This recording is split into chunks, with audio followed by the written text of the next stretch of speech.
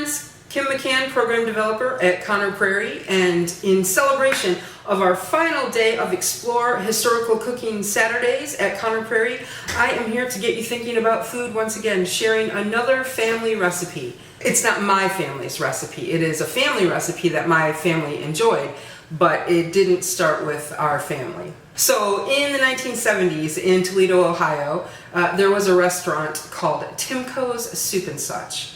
And it wasn't a fancy restaurant, but it was nicer than your average restaurant. And one of the things that my parents did with myself and my siblings when we were younger was they took us to nicer restaurants so that we could learn how to have good table manners and how to order for ourselves, to explore a variety of foods. And I'm really grateful to that to this day, because I think it definitely expanded my palate and my desire to seek out different foods. At this particular restaurant, among the soup and the such, was a dish that I'm going to create for you today. It was always ordered by everybody in the family when we went to eat at Timco's, and I'm going to make it based on some copycat recipes. The dressing that goes with this particular dish, should I tell you the name of the dish? Betty Salad. That's right, that is not a person with a strange surname. Betty Timco was one of the owners and one of the cooks at Timco's Soup and Such. There are places in the Midwest, grocery stores, where you can buy Betty salad dressing already pre-bottled, but we're gonna make it from scratch today. Two of the ingredients are ketchup and Worcestershire sauce. And if you watched my last video a couple weeks back, we've already visited ketchup and Worcestershire sauce. I'm sorry, it's a profile from the 70s. That's the flavor of the 70s. But this recipe is a salad, so it will be lighter. I'm not gonna say it's light. I don't think there are any light foods from the 70s, except maybe the diet plate that you could get at every diner, which was usually like a hamburger patty and a scoop of cottage cheese and a slice of tomato and maybe some Melba toast. Some of you ladies know what I'm talking about. Here's the thing about this recipe that's really nice. If you shop smart or lazy, like me, you don't even have to turn on your stove, which is really great for these hot days that we've been having. It's a great side dish for a barbecue if you're out back grilling some steaks, grilling some hamburgers. It makes a great accompaniment. But also, if you just like a lighter supper, then it makes a great main dish. Pair it with some nice crusty bread or some of those Melba toasts if you're trying to live light. All right, so here we have the ingredients that we're going to need. In the bowl, we've got about a 60-40 mix of spinach to romaine. You can use prepackaged greens if you'd like, or you can use fresh. But basically you want about a 60-40 mix spinach to romaine lettuce. And then here we've got 6 roughly chopped hard-boiled eggs. So here's where we talk about shopping smart, or lazy if you would prefer. Of my top 5 least favorite kitchen chores, peeling boiled eggs rates a solid 2 or 3. I purchased pre-boiled, pre-peeled eggs. Put the hate comments down below. I'm not going to respond. I don't apologize. It's easy. I did it. A pound of fried and crumbled bacon. If you don't mind the taste of the shelf-stable, pre-packaged, fully cooked bacon, just buy that. You won't have to fry up a pound of bacon and then deal with the bacon grease and all of that. That's what I'm doing for this recipe. Just chopped it up, heated it up in the microwave, and that's how we're going. 1 can of water chestnuts, sliced and then slivered, and then 1 15-ounce can of bean sprouts. So another lazy, or not so lazy, but also complicated note, you can use fresh bean sprouts if you'd like. You can also use canned bean sprouts. You can use bean sprouts that are fresh that you blanch if you don't like that crunch.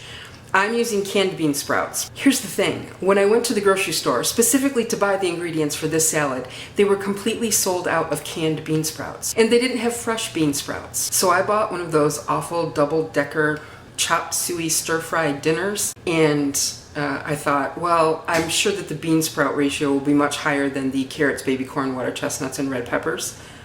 until I opened it up to drain it, and there was a lot of them. I did my best to pick them out, and I got about halfway through, and then I said, I don't care, I'll just tell the truth. So there's the truth. Those little orange and red flecks, those are my fault. But also I ate all the baby corns. Right here, we've got the makings for our dressing. It looks a little bit like a science experiment.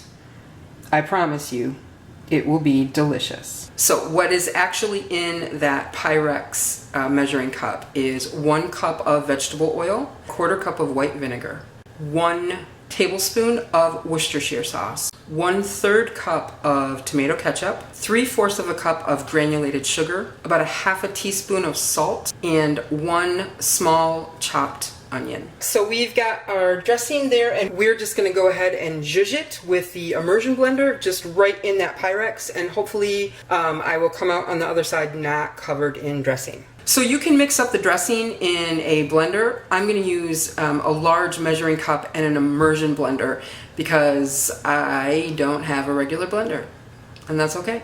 You could also use a food processor. You could use a Ninja.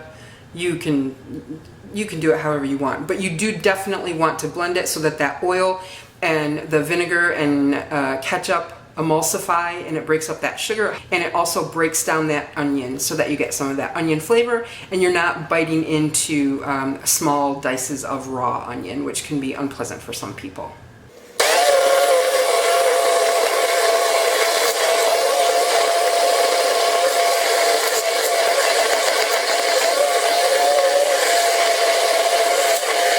So you can see there that it's gotten well blended. It's not smooth, it's never going to be smooth, but you can see that the onion is broken down and you've got a nice creamy looking dressing. Hooray! I took that spoon out and then I stuck it in my mouth and I tasted it and zing! Ooh, it's really good. I'm very excited to make this salad now with this dressing because it's super refreshing, and the memories. The dressing is complete. We've got all of our accompaniments to our lettuce all prepared, and we're going to put together the salad. Now, I do want to say this. This is not a salad that you want to mix up and then let sit for a long time. You want to dress it when you're ready to eat it. And I'm going to first just start with my greens. So I'm going to make a nice arrangement here of my greens. So once your greens are on the plate, you're going to go in with the chopped hard-boiled egg. And in all reality, this is enough salad for 6 people. Probably, if you're eating it as a main course, probably 4 people, if you have something with it. We're going to do some water chestnuts, and you can leave these off if you want, but I would suggest, unless you really, really hate them, at least on your first go, put them on so that you can taste the salad in its full effect. After the water chestnuts, we're going to go with some of those bean sprouts. And again, if you don't like bean sprouts, first of all, why are you making the salad? But second of all, leave them off or put on fewer. Finally, we're going to put some of our bacon on there. Ta-da! To finish it off, we're going to spoon on some of that delicious Betty dressing.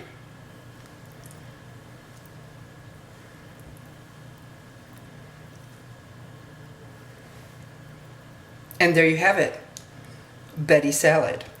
Let's give it a taste. There are probably, with the exception of spaghetti, there is nothing that is less appealing to watch people eat or to eat in front of other people than salad. So I didn't really think that through when I made this video. So sorry, but I'm still gonna eat the salad. So here we have our Betty salad. I mean, if you are of an age, honestly, if you are of an age, this looks very familiar to you. Something like this you ordered in a restaurant, or it came with something else that you ordered. But we're gonna dig in. I'm gonna get all the things. I'm gonna get some water chestnuts and some bacon and some egg, because I like all of those things, and a little tap on the dressing.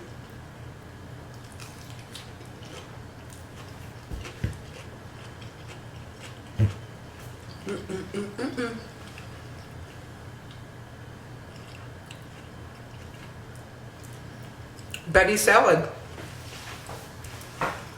I'll tell you what, it's still really good. And honestly, if I got this salad in a restaurant today in 2020, I would be perfectly satisfied. It really is fairly light, and the dressing is really zingy.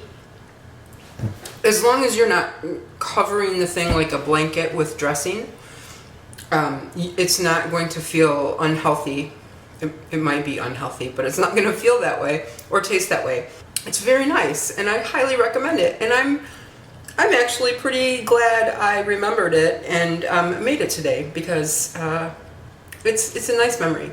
Consider, if you will, either fixing up this recipe or one of your own family's recipes, sitting down, having a meal around the table with your friends or your family, and just enjoying conversation and the community that food brings. And be sure to join us tomorrow online for a final edition of Sourdough Diaries, and to come to Conner Prairie tomorrow to enjoy the final day of Explore Historical Cooking Saturdays.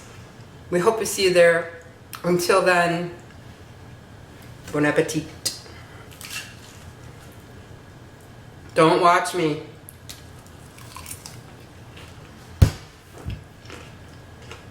It's good.